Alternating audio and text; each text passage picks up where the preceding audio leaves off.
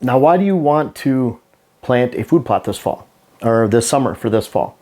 Why are you planting food plots in the first place? I talk about down here. Are you doing it to build soil? Are you doing it to just grow stuff and pat yourself on the back? It looks green. Are you doing it so you can buy a tractor?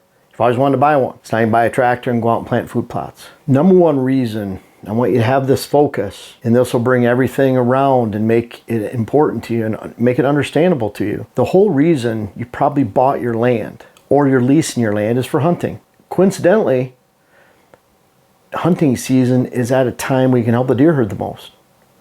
When you plant plots, they don't need food during the summer from you or anybody. They're living high on the hog and they have an abundant amount of habitat, and that's when they have it the best. The habitat's a 10 out of 10 at that time. It's a 0 out of 10 maybe mid-March, early March, end of February. So when you're planting food plots and they're available in September, October, November, December, maybe even late August, then you're giving deer the most nutrition that you can right before they go into the winter and when they go into their hard months and when the local habitat turns into a 0 out of 10. That's a good thing. But at the same time, when you plant food plots and they're available during the hunting season, you have hunting season attraction, which is number one reason that you should plant food plots, then you're offering food plots at a time that allows you to build your herd. You don't build a herd in June, July, August, May, March, February. What you do for those times of years, if you have a whole bunch of deer on your property during that time of the year, you're probably doing things wrong, because open timber attracts mature deer, mature bucks during the summertime. Summer food sources attract mature bucks. If that's at the expense of fall cover, good hardwood regeneration and browse, if that's at the expense of good fall and winter food, then you're failing, because you're attracting deer at the wrong time of the year to your property at a time they don't even need your food or what you're offering them. So hunting season attraction is critical, and not only is it critical for the health of the herd, for protecting the herd and building a herd, but also you can't have a great herd that you just built without a great hunt. That's why you bought the land in the first place. So it comes full circle. What happens when you have a great food source program on your property? Great food plot program. Now you can build bedding areas. What does that mean? It means that if you have good bedding next to the food source, you'll layer doe bedding, doe and fawn bedding as close to the food source as possible. As mature bucks do not want to bed between doe family groups and a great food source.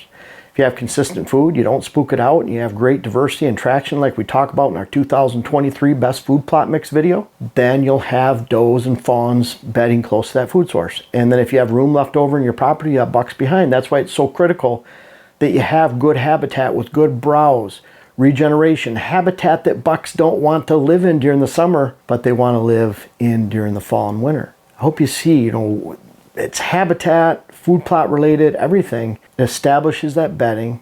Does bed here, bucks bed there, back in the recesses of your property. What does that also do? Builds travel. You know that they're bedding here, they're feeding here. You want those two different. That's why you don't want quality food back in their bedding areas. For one, that displaces buck bedding. Now you put does and fawns next to that food and bucks bed away from it. I see a lot of people that do that. They'll put a food plot back in a buck bedding area. What that just do? It destroyed the buck bedding area. Those bucks don't want to live next to a high quality food source. The does and fawns do, and the bucks will bed 200-300 yards. In some cases, in big wilderness areas, a half mile away. So you develop travel from bedding to feeding. That helps you establish stand locations, spots to hunt. And when you establish that feeding, travel to bedding, to food source, back and forth during the daylight hours, what do? You can protect, grow, build a herd, and that offers a great hunt. Again, that happens during the hunting season. Now I kind of look at, did you buy your land and build food plots so you could create better soil? Now obviously you can do both. You can have a great food plot program and build the soil. A lot of people that don't know how to build a good deer herd or hunt a good deer herd or are not at that hunting level, they look at it like, well, we'll just work on the soil. We'll work on our tractor. We'll plant pretty plots. They don't understand the relationship of the power that a good food plot program in the fall and hunting season attraction brings. So they'll sacrifice that attraction and volume to have a great summer plot or to build the soil when they lose focus of, again, number one, hunting season attraction. That's always the lowest hole in the bucket of a food plot program. So if you work on building your soil for 5 years, but you're failing as a hunter and a herd builder, then you failed overall as your property. What'd you buy the property for? Would you have, if someone said you can't hunt it, which you're not doing anyways if you don't have a good food plot program, you might as well not anyways. But if you, and I'm not talking about you have to have 5-6-year-old bucks, I'm talking about what's the potential on your land. Are you achieving that? But if you just improved your soil for 5 years, but you didn't have a great herd or hunt that entire 5 years, what are you doing? Why'd you even buy the property? That's what it all boils back down to hunting season, where you can actually establish a herd, help the herd health, and then have a great hunt. That's what it all boils down to. Now you can check out, if you just look up improving poor soil, an article I wrote back in the early 2000s, published it around 2004 or 5 or 6 in Quality Whitetails for the QDMA. I talked about the parts per million that soil changed from one year to the next by just completing rotations of rye and buckwheat. That's what the farmers did back in the day. That's what I learned from. When you have a complete plot, no holes, no soil, meaning it's solid rye, solid buckwheat, solid whatever, that's how you build soil. Solid clover, great soil builder. But when you offer all these pieces and there's holes in there because some of it didn't grow, some of it was eaten down to the dirt, some of it's standing and there's stalks that take years to break down in your soil like sunflower or sorghum, that's not building your soil. That's taking from the soil and you didn't really accomplish anything. So there's ways you can do both. We talk about that even in the 2023 Best Food Plot Mix video, where you can lay a rye on top of your food plots, let that go into the spring. You don't let it go past 18 to 24 inches. You kill it, mow it, get it out of there before it turns a seed head. That improves your soil with the root structure. It also offers thatch you can plant into. The two go hand in hand, and it limits weed growth going into the spring because it's a smother crop. Then you can put buckwheat into it. And then you can put your fall crop into that. So you can really complete this rotation that I've really worked on and really experimented with over the last 25 years. That's something you can easily do and build the soil and have great food plots at the same time. But again, build bedding area, build travel, protect a herd. That's the name of the game. Building soil. Honestly, would you do that if you couldn't hunt? If someone said, yeah, you can buy this property and you're just going to buy it and plant food plots to build the soil.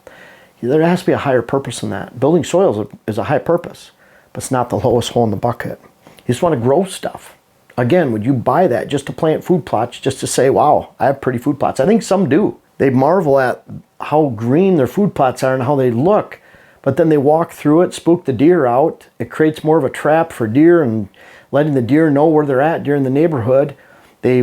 Because of that, the mature bucks leave. You end up building a huge doe and fawn herd called a doe factory during the summertime. Now you destroy your habitat because you have too many deer. You don't have a good sex ratio on the property because you spooked off all the mature bucks. You've only made it inviting for does and fawns. I see a lot of people doing that. I don't know if they just grow stuff and then finally do it to buy a tractor. A lot of people, I had the tractor bug back in the day, but I still had the strategic purpose of food plotting and why we're doing that and why it builds a herd. That's why 2004 QDMA gave me the Deer Manager of the Year award. I'd been planting food plots for 5 years, built a herd, built a buck herd, and wrote about that in I think it was the March or April issue of 2004. In fact, it's right here.